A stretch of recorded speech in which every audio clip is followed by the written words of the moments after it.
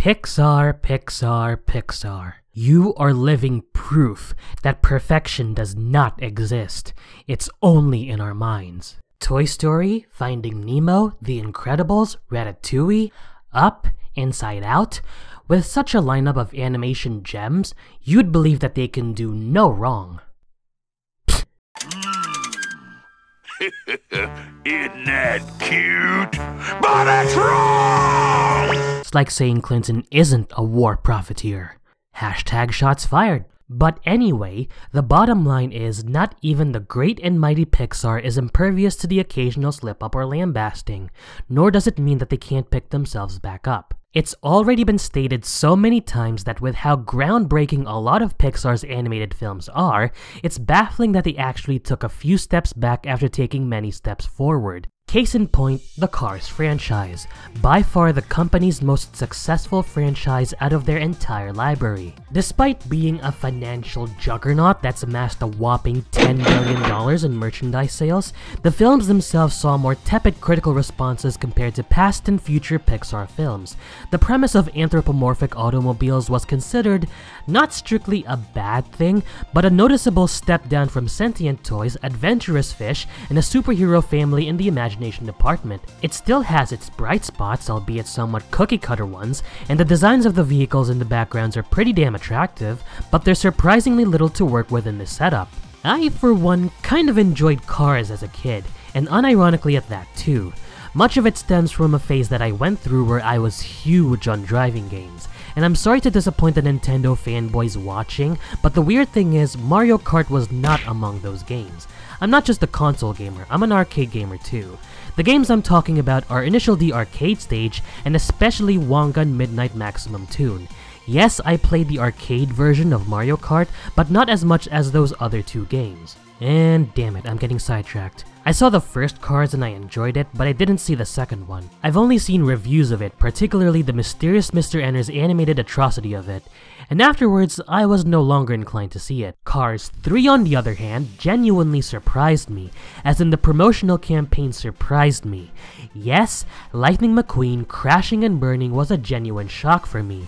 It's an effective method of cultivating audience investment, though the overplaying of that one scene in subsequent trailers somewhat hurts its value. I caught the movie recently, on June 24th, with my mom, dad, and 2 younger sisters, and as someone who completely missed out on the second movie, I found this one enjoyable. Why? I'll tell you why. Spoiler warning, pun most definitely intended. The plot of the movie is that Lightning McQueen and his racing contemporaries are being outshined and replaced by fresh new blood, the poster boy being the arrogant and youthful Jackson Storm. Lightning is driven, no pun intended this time, by a desire to stay in the game and to overcome this new challenge, and with the help of old and new faces, seeks to return to his former glory, or at least live it out one last time. Par for the course with a Pixar film, the animation is top-notch. Everything and everyone in this film moves seamlessly, the use of lighting and shadows is perfect, the camera work is on point, and the several locations that the characters venture to are stunning. From a beach to a forest to a demolition derby track to good old Radiator Springs to the racetrack. It's nothing breathtaking like, say, Up, but still quite snappy and crisp. The performances of the actors were another thing that took me by surprise. Owen Wilson has come so far as Lightning McQueen since the first film. I don't know what it is, but here he's considerably calmer and more collected. Back in the first film, Lightning was the enthusiastic rookie who was so determined to prove his worth in the racing world, and now he's a veteran whose love for racing is more focused and deeply ingrained into his system. He knows the ins and outs of the sport after being shaped by his experiences doing it for so long. It's fitting that his voice is more seasoned this time around, and I like that. The way Owen Wilson somberly delivers majority of his lines gives Lightning a sage-like aura, and it befits the narrative that the film goes for. Old versus new, traditional versus modernity. I'm something of a sucker for this kind of narrative, and I'm not saying that as a millennial, which technically I am. I'm saying that because the whole dichotomy between past and present, or future, is something that's timely and applicable to, well, everything really. There's also the theme of knowing when your time is up, and if it's time to pass the torch to a new generation, as seen through the interactions between Lightning and his trainer and prospective future racer Cruz Ramirez. These are those topics that are purely subjective. where nothing is concretely right or concretely wrong, and they naturally gel well with the context of Cars. However, I do have issues with this film's handling of this narrative, which I will get to later. For now, let me just say that I'm glad that it's even in the film to begin with. And as to be expected from a sequel, a lot of elements from the past films were tied into the plot, like Doc Hudson's backstory about how his sponsors abandoned him after his life-changing crash, abruptly cutting his promising career short. That stuff's cool, I can dig that. Funny thing is, there was next to no acknowledgement of the second film's events. Yeah, Mater's in the movie, but he's not hogging the spotlight like he did in the past. I guess this is Pixar's formal apology for coming up with a second movie in the first place. Good for them. Now, if only they'll apologize for taking so freaking long to develop The Incredibles 2. So far, Cars 3 is looking like a competently made film, but it's not without its problems. There are quite the pacing issues here, particularly during the first act. It is just so sluggish that I could have sworn that time was actually moving backwards. What made it worse was the kids who were talking in the cinema.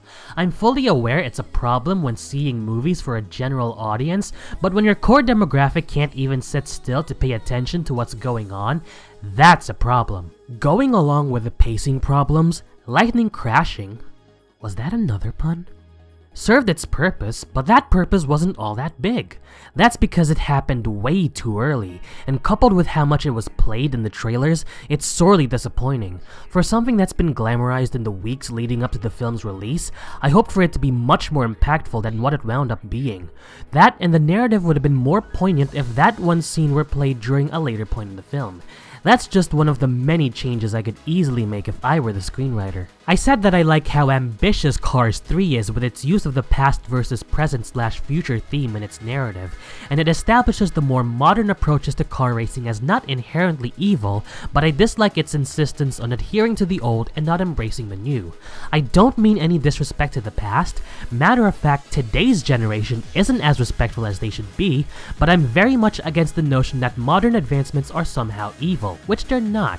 In all fairness, the film doesn't portray modernity as the pure evil that it's not, which is good, but over time it forgets about this and reverts back to a draconian standpoint. An example that supports my case is that one of the new characters in this film, who openly embraces the modern advancements in the world of car racing, initially starts off as a well-meaning if not parsimonious corporate figure, but during the last third of the film all of a sudden becomes the typical jackass corporate figure because the screenwriters felt the need to shoehorn a bad guy in a plot that would have worked just fine without one. Word to the wise, you don't need a villain, or even the good-evil dichotomy, to have conflict. There are other, equally meaningful sources you can use, you know? The last problem I have, and this one is a big spoiler, so skip to this timestamp if you don't want to be spoiled, is a problem that the Cars franchise has had since the beginning. Because of its setup, many things get lost in translation. How are cars able to use restrooms, and how does the process work? Why do cars have the need to wear stuff like caps or foam fingers? Isn't a doctor in this universe technically a mechanic? And by extension, since the cars know their own anatomy, or at least I believe they should, doesn't that mean that they're their own mechanic? How does vehicular procreation even work? Actually, fuck that. I am not going there. The point I want to make is this particular problem rears its ugly head in this film to bite the franchise in the ass hard. First things first, I am not a NASCAR fan. I only know the most basic of basics when it comes to the sport, but outside of that, I've never gotten into it. So it should tell you something when I say that even as a non-fan, I thought that Lightning being replaced by Cruz Ramirez in the climax of the movie was a deus ex machina of the highest order. I read up on the rules of NASCAR for about a minute, and it states that changing drivers is permitted during pit stops. But the question here is, what drivers? You mean the cars themselves? The cars who are living, breathing, sentient beings? This really is a deus ex machina coming from out of left field with no rhyme or reason in order for the film to get its feel-good passing of the torch moment. By itself, it's a well-done scene and a fantastic way to cap off the trilogy, but holy shit, that was such a bad catalyst that it almost destroyed the moment. That's what I mean when I say that elements in the Cars universe tend to get lost in translation, and I feel that Cars 3 shows that this one problem has finally caught up with the franchise. In the end, what does that make Cars 3? A decent entry into a pretty much okay franchise. It does what a third entry in a trilogy does, and does it well, but it is almost ruined by the franchise's persistent problems while bringing its own new problems to the fray. It's a worthy note to end the trilogy on though, so I won't be overly harsh. My score for Cars 3 is a 3 out of 5. Yup, the third movie in a trilogy gets a 3. Unoriginal, ain't it? That's how I honestly feel about it though. Sorry if you don't catch my drift. Nothing? The puns got old, didn't they? Okay then. I guess that's that for the review. Oh well. Now what's another movie to look forward to? Eventually, I guess. Oh, Sony, you bunch of greedy, uncreative Oh wait, it's not coming out here in my country until September. Fine by me. What else is there? Now that's what I'm talking about. I'm definitely looking out for that. When's it coming out? What? No, God! No, God, please, no! No! No!